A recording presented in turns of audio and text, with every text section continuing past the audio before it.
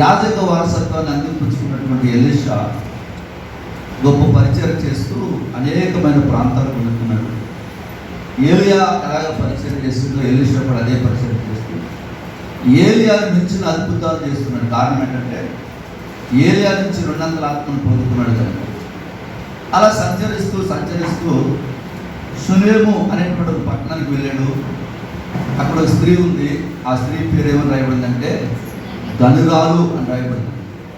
ఇప్పుడు నిజంగా బైబిల్లో ఒక మాట రాయబడిందంటే దాని వెనక చాలా కారణం ఉంటుంది. లూదియా గురించి ఏమని రాయబడిందంటే దైవభక్తి గల స్త్రీ అని రాయబడింది. ఇక్కడ ఈ సునేమి పట్టణస్థలాల గురించి ఏమని రాయబడిందంటే ధనురాలు. ఎందుకు ఏ విషయంలో ధనురాలు అంటే సాధారణంగా ఈ లోకంలో మనం ధనులు అని ఎవరిని పిలుస్తామంటే బాగా ధనముండి ఐశ్వర్యం ఉండి ఉన్నత స్థితిలో ఉంటూ అధికారం పదవి కలిగి ఉన్న వాళ్ళు ఏమని పిలుస్తామంటే ధనులు అని పిలుస్తాం. వాస్తవానికి బైబిల్ ఏమని చెప్తుందంటే ఎవరు ధనులు లేక ఎవరు ధనురాలు అని అంటే ఎవరైతే సేవకుని యొక్క అవసరతలు గుర్తెరిగి సేవకుని ప్రేమిస్తారో బైబిల్ ప్రకారం వాళ్ళే ధనులు. దేవునికి స్తోత్రం. కారణం ఏంటంటే ఆ స్త్రీ ఆ గ్రామానికి దైవజనుడు వస్తూ ఉన్నప్పుడు వెళుతూ ఉన్నప్పుడల్లా గమనించింది. ఆయన ఉండటానికి చాలా ఇబ్బందికరమైనటువంటి పరిస్థితులు ఉన్నప్పుడు ఈసారి అలా కాదు, దైవజనుడు మన ఇంటికి వచ్చినప్పుడల్లా కూడా ఆయన ఉండటానికి ఎలాంటి ఇబ్బంది లేకుండా ఆయన కొరకు అన్ని వసతులు ఏర్పాటు చేయాలని చెప్పి తన భర్తతో అంటుంది, ఇదిగో మన ఇంటికి పోతున్న దైవజనుడు భక్తిగల దైవజనుడిని నేను ఎరుగుదును కనుక మనం ఏం చేద్దామంటే మన గోడ మీద అతనికి ఒక చిన్న గది కడదాం. అందులో అతని కొరకు ఒక మంచము, బల్ల, పీట, దీపస్తంభం ఉంచుదాం. అతడు మన ఎందుకు వచ్చినప్పుడల్లా అందులో బస్సు చేయవచ్చునని చెప్పినంది. ఆ మాటకి భర్త కూడా చక్కగా అంగీకరించాడు. నిజమే, దేవుని కొరకు ఏదన్నా ఒక పని చేయాలంటేనండి కేవలం ఇంట్లో భార్య భర్తో ఒకరు సమ్మతితో పని చేయలేదు, కానీ ఇద్దరు కలిసి సంబంధించినప్పుడు ఏ పనైనా చేయగలుగుతారు. దేవుని స్తోత్రం.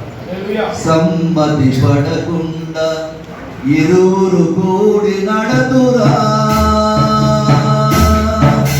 సమ్మతి పడకుండా ఇరువురు కూడి నడతురా, సమాధాన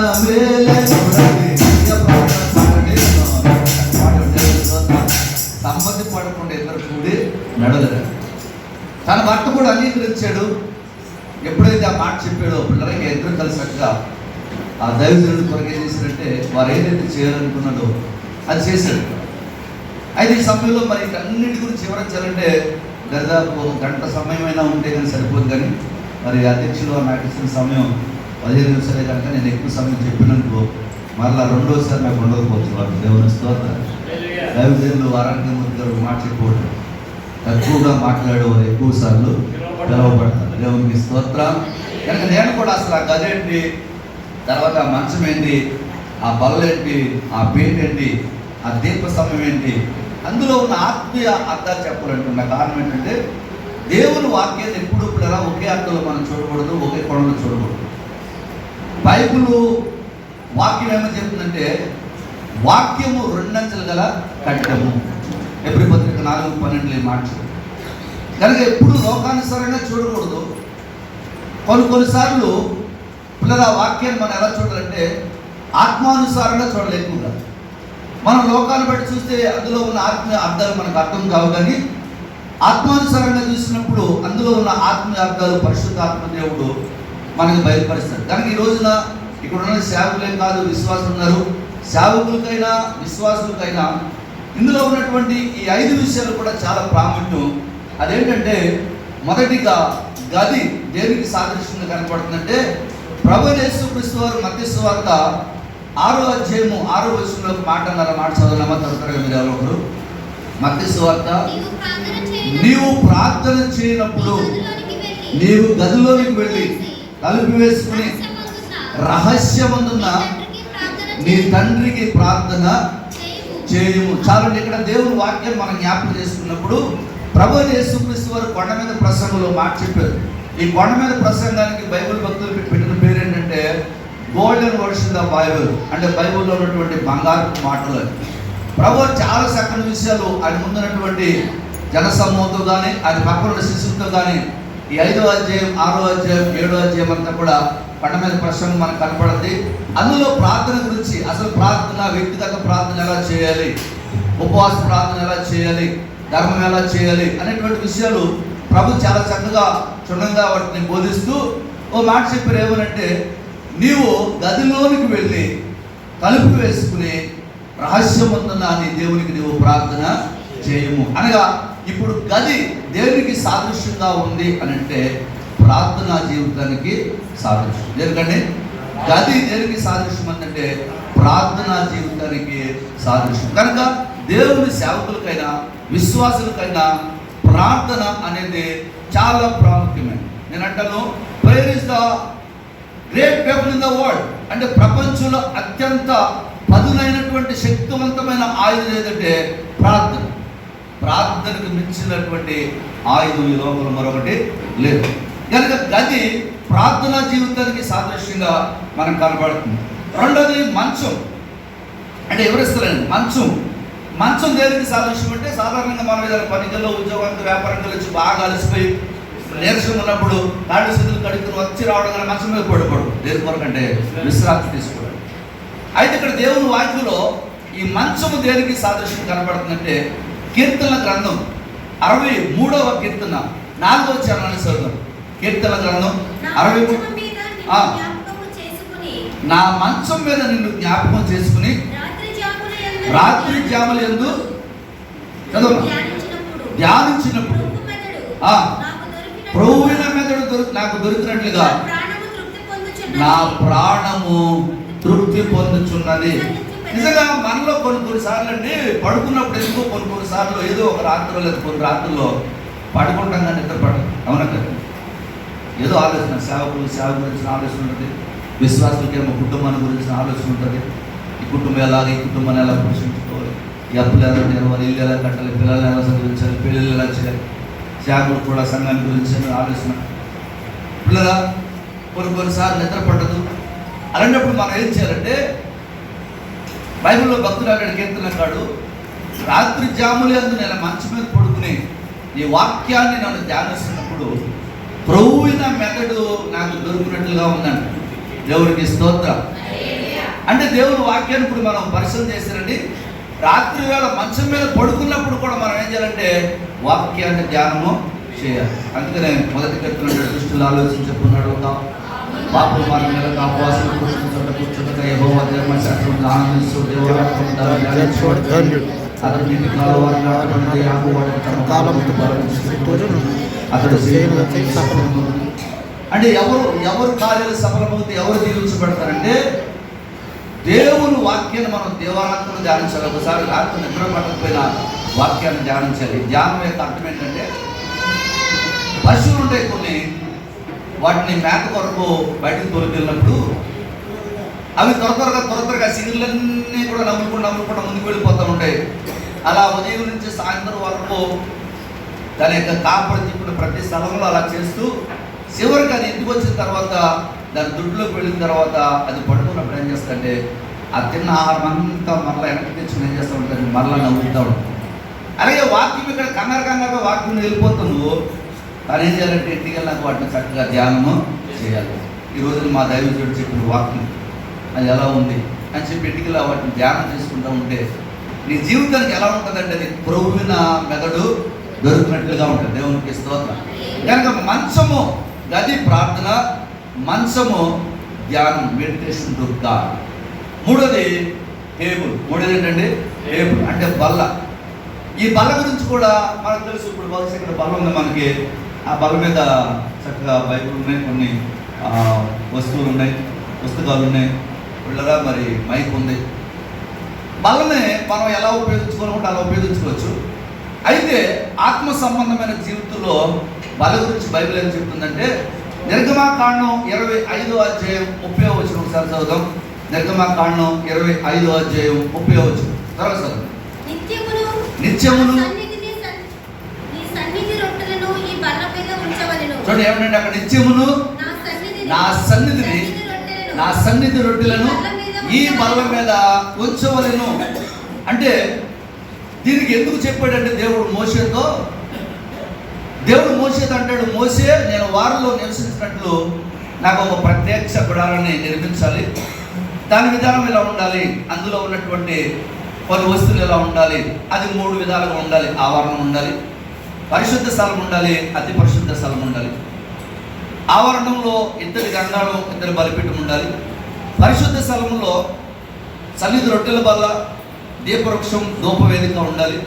అతి పరిశుద్ధ స్థలంలో కరుణాపీఠము, మందసం ఉండాలి, దాని మీద కరుణాపీఠం ఉండాలి. ఆ కరుణాపీఠం మీద రెక్కలు విప్పినటువంటి దేవదూతలు ఉండాలి.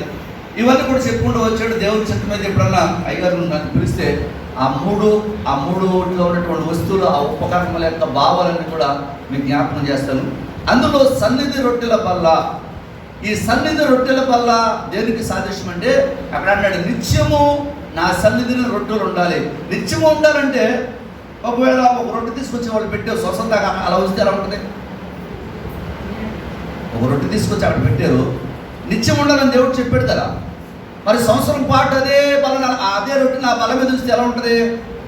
అది శిలీంధ్రం పట్టేసి పాడైపోయే వాసన వస్తుంది. దానికి ఏం చేయాలంటే ఈ రోజు పెట్టినటువంటి రొట్టెలు రేపు ఉండకూడదు. అక్కడ రేపు పెట్టిన రొట్టెలు ఎల్లుండు ఉండకూడదు. అంటే ఏ రోజుకు రోజు ప్రతిరోజు కూడా ఆ రొట్టెలు మారుస్తూ ఉండాలి. అలాగే దేవుని సేవకులు కూడా ప్రతిదినము సంఘంలో నూతనమైనటువంటి వాక్యాలు బోధిస్తూ ఉండాలి. మన కాల సమయంలో ఒక గొప్ప సేవకుడు వస్తున్నాడని చెప్పి మేము వెళ్ళాము.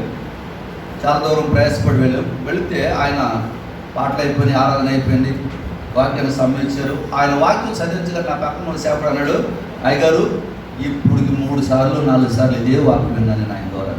అయితే గొప్ప సేవకుడు. అంటే చాలామంది సువార్తలు చేసే పని ఏంటంటే ఒక మంచి 10 సబ్జెక్టులు ఏరుకోవడం, వాటిని ఎక్కడికి వెళ్ళినా అదే బోధించడం. ఇక అలవాటు అయిపోతే చూడాల్సిన బైబిల్లో వాళ్ళు హృదయంలో అది జ్ఞాపకం ఉండిపోతే కంఠస్థం అయిపోతూ ఉంటుంది. అయితే ఇప్పుడురా నేను అంటాను, సువార్తకుల కన్నా సంఘ కాపడం చాలా కష్టం. ఇప్పుడు ఈరోజు చెప్పిన వాక్యం ఏం చెప్పారంటే మీకు ఎలా ఉంటుంది? అయ్యగారికి ఈ వాక్యం తప్ప 2 గడపలేదా అంటారు. కనుక సేవకుడు ఏం చేయాలి? ప్రతి నిత్యము కూడా కొత్త వాక్యాన్ని బోధిస్తూనే ఉండాలి. ప్రతిరోజు కూడా కొత్త వాక్యాన్ని. మా సంఘంలో నేను అంతే, ఒకసారి బోధించిన దాన్ని మరలా బోధిస్తాను చెప్పుకోండి. ఎందుకంటే బైబిల్ చాలా ఉందండి. 1189 అధ్యాయాలు ఉన్నాయి, 41,193 వచనాలు ఉన్నాయి. ఇవన్నీ కూడా దేవుడు మన కొరకు ఇచ్చాడు. దేవునికి స్తోత్రం. కనుక ఈ రొట్టెల బల్ల, ఈ బల్ల దేనికి సాదృశ్యం ఉందంటే అనుదినము నూతన వాక్యానికి సాదృశ్యం. ఇక 4వది తూల్ అంటే పీఠ. ఈ పీఠ దేనికి సాదృశ్యం అంటే నిర్గమాకాండం 1వ అధ్యాయం 16వ వాక్యాన్ని చదివితే అక్కడ ఫరో రాజు కొంతమంది 2 స్త్రీలను ఇశ్రాయేలు స్త్రీలకు ఎబ్రీ స్త్రీలకి చదవమ్మా, మీరు ఎబ్రీ స్త్రీలకు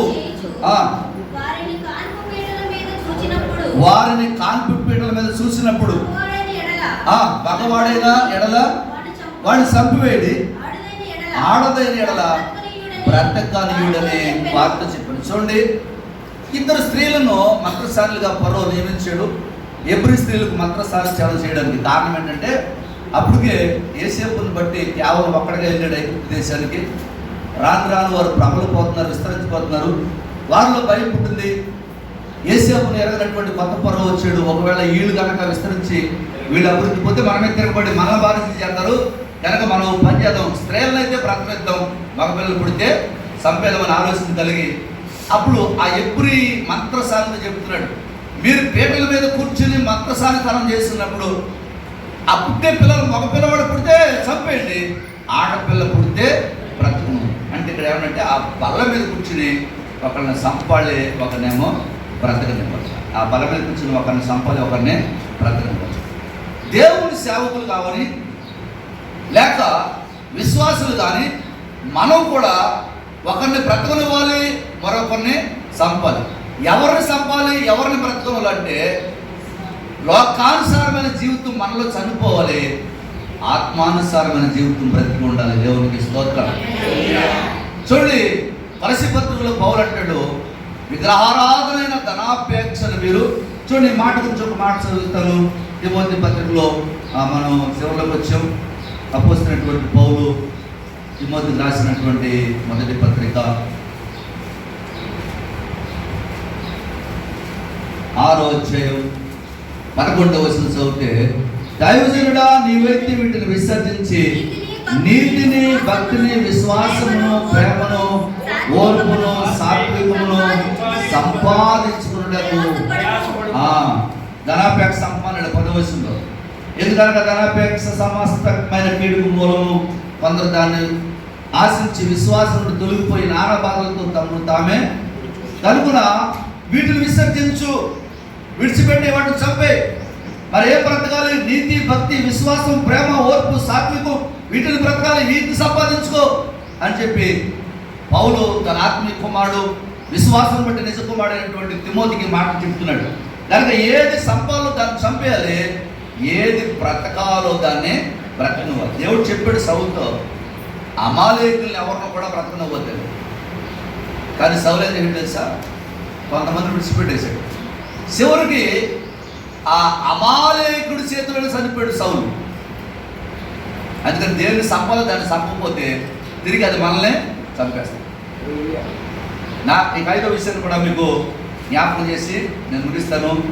5వది ఏంటంటే అది దీపస్తంభం, క్యాండిల్ స్టిక్, దీపస్తంభం. ప్రభువు చెప్పారు మత్తయి సువార్త 5వ అధ్యాయం 15వ వచనంలో మాట చదవమ్మా. మత్తయి సువార్త 5వ అధ్యాయం 15వ వచనం. దీపం వెలిగించి కొంచెం కింద పెట్టరు, కానీ అది ఇంట నుండి వారికి వెలిగించుటకై దీపస్తంభం మీదనే పెట్టరు. అంటే దీపస్తంభము దేనికి అంటే దాని మీద దీపం పెట్టబడాలి. దీపస్తంభం మీద దీపం ఉన్నప్పుడు దానికి విలువ. దీపం లేకుండా దీపస్తంభం ఉన్న దానికి విలువ లేదు. ఈ దీపస్తంభం మీద ఎప్పుడైతే దీపం పెట్టబడుతుందో ఆ దీపస్తంభం మీద ఉన్న దీపము ఇంటిలో ఉన్న వారందరికీ వెలిగిస్తుందండి. ఒకవేళ అలా కాకుండా ఆ దీపాన్ని వెలిగించి కొంచెం కింద మంచం కింద పెట్టారనుకో అది వెలుగు ఇల్లంతటికి ప్రసరించదు. దేవుని సేవకులైనా విశ్వాసులైనా దేనికి సాదృశ్యంగా ఇక్కడ ఈ దీపస్తంభం కనపడుతుందంటే మనం వెలిగించబడాలి, అనేకుల్ని వెలిగించాలి. దేవునికి స్తోత్రం. మనము వెలగాలి ఒక దివ్య వెలుగు, వెలిగించాలి జగతినంతా. మనము వెలగాలి ఒక దివ్య వెలుగు, వెలిగించాలి జగతినంతా. మారిపోవాలి లోకమంతా, తరలి రావాలి ప్రభు యేసు చెంత. మారిపోవాలి లోకమంతా. హల్లెలూయా. కనుక 17వ శతాబ్దంలో జాన్ వెస్లీ అని ఒక దైవజనుడు ఉన్నాడు. ఈయన దేవుడి దగ్గర ప్రార్థన చేసేవాడు. ఏమనంటే, అయ్యా నీ కొరకు నన్ను కాలిపోని, కరిగిపోని, నీ కొరకు నన్ను అరిగిపోని, నన్ను తుప్పు పట్టనివ్వద్దు అని ప్రార్థన చేసేవాడు. దేవునికి స్తోత్రం. అంతకుముందు తల్లి ప్రార్థన చేసేది, తర్వాత ఆయన ప్రార్థన చేయడం ప్రారంభించాడు. అందుకనే 17వ శతాబ్దంలో దైవజనుడని జాన్ వెస్లీని ఒక గొప్ప సేవకుడుగా దేవుడు వాడుకున్నాడు. చూడండి పిల్లలు, ఈ రోజున ఇప్పుడు కూడా ఎక్కువగా వాడబడుతున్న దైవజనుల పేర్లు జాన్ వెస్లీలో ఉన్నాయి. కారణం ఏంటంటే వాళ్ళ ఆత్మ ఏమైనా కూడా వచ్చిందేమో. దేవుడి స్తోత్రం, ఆయన ఆత్మ. కనుక పిల్లల ఈ 5 విషయాలు కూడా మనం జ్ఞాపకం చేసుకున్నాం. మొదటిగా గది ప్రార్థన, మంచము ధ్యానము, వల్ల ప్రతిరోజు నూతన వాక్యము, తర్వాత పీట దేన్ని చంపాలో దేన్ని బ్రతికించాలో మనకు తెలియపరుస్తుంది. 5వదిగా దీపస్తంభము, మనం వెలిగించబడి ఇతరులు వెలిగించబడాలని. కనుక ఈ రోజున దేవుని సన్నిధిలో ఉన్న మనం నిజంగా ఆ నేర్చుకున్నటువంటి అనుభవాల్లో నుంచి ప్రతిదినము వాక్యానుసారంగా ఉండడానికి ఇష్టపడదాం. అటు కృప పరిశుద్ధాత్మ దేవుడు ఈ వాక్యం మనందరికీ ప్రవర్తించడానికి సహాయం చేయడం దాకా అదే సమయంలో